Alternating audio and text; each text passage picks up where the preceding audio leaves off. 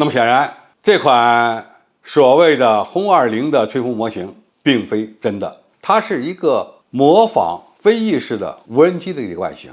这样一个外形呢，从外表上看，跟一般的飞翼式远程战略轰炸机的设计理念是不同的。如果仔细观察一下的话，你可以发现它的翼尖是可以活动的。观众朋友大家好，我是付先少。中国航空工业官方微信公众号近期发表了一篇文章，这篇文章里面附有几张照片，照片里展示的是一个风洞吹风模型。从外观上看，这个模型呢采用了一个飞翼的方案。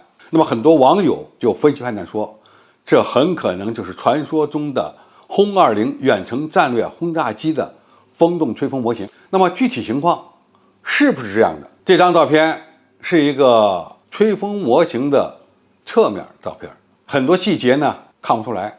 实际上呢，它上表面是有一个圆滑过渡的这么一个机身的，那个位置应该就是一般的隐身飞翼无人机的进气口的位置所在。那么显然，这款所谓的轰20的吹风模型并非真的，它是一个模仿飞翼式的无人机的一个外形。这样一个外形呢，从外表上看，跟一般的飞翼式远程战略轰炸机的设计理念是不同的。如果仔细观察一下的话，你可以发现它的翼尖是可以活动的。也就是说，这个吹风模型采用了插动翼尖。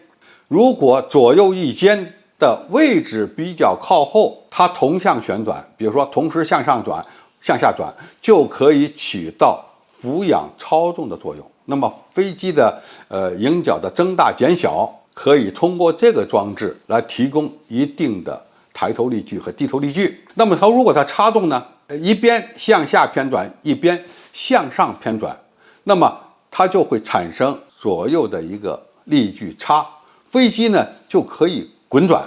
这样一个设计是比较新颖的一个方案，因为无论是现在的战斗机还是轰炸机，都没有见到插动翼尖的实际应用。没有一款隐身无人机使用了这样技术。它有什么好处呢？一般的飞翼式轰炸机或者是无人机，由于它没有垂尾，它的方向控制或者是方向安定性就会带来很大的问题。你怎么来让飞机转弯？当然完全靠副翼起到一定转弯操纵的作用，但是这个很不方便，而且效率比较低。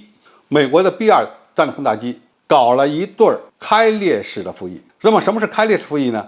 它是可以张开的，上表面向上开，下表面向下开。这么一开裂以后，就会产生比较大的阻力。左右如果两边都打开开裂式方向舵，一边开的少，一边开的大，那么就会由于阻力差的出现而让飞机转弯。但是这样的一个设置放在翼展比较大的远程战略轰炸机上比较好布置，但是放在翼展比较小无人作战飞机上你就很难布置了，因为后缘的这个长度是有限的，还要给它设置一个位置安装开裂式方向舵，恐怕就很难折腾了。那怎么办？有一个办法，就在机翼上表面你设置可以闭合的阻力板。那么通过这个闭合的阻力板呢，也可以对飞机进行方向的操纵和控制。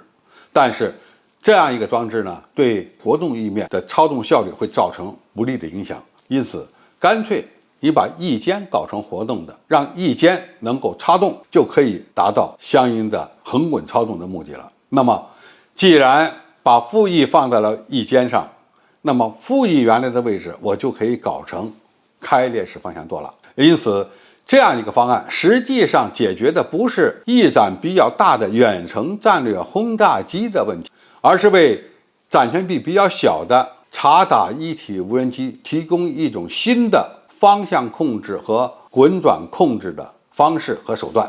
我们知道风洞有多种多样的，尺寸不一样，还有的风洞呢流速比较高，有的风洞呢流速比较低。那么不管是什么样的风洞，对一个方案进行吹风，你得到的数据都必须统一。因此呢，需要有一种标模来验证各个不同风洞的测量精度。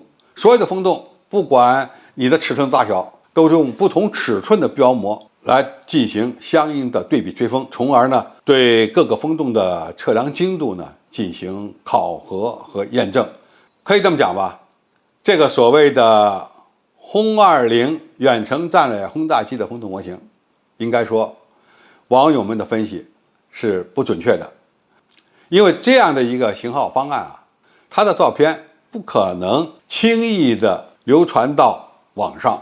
轰20有没有？肯定在研发，什么时候能出现？我想大家再耐心的等待一段时间，就可以见到我们国产的先进远程隐身战略轰炸机它的诞生和出现。好，今天介绍就到这里，谢谢大家的收看，我们下期再见。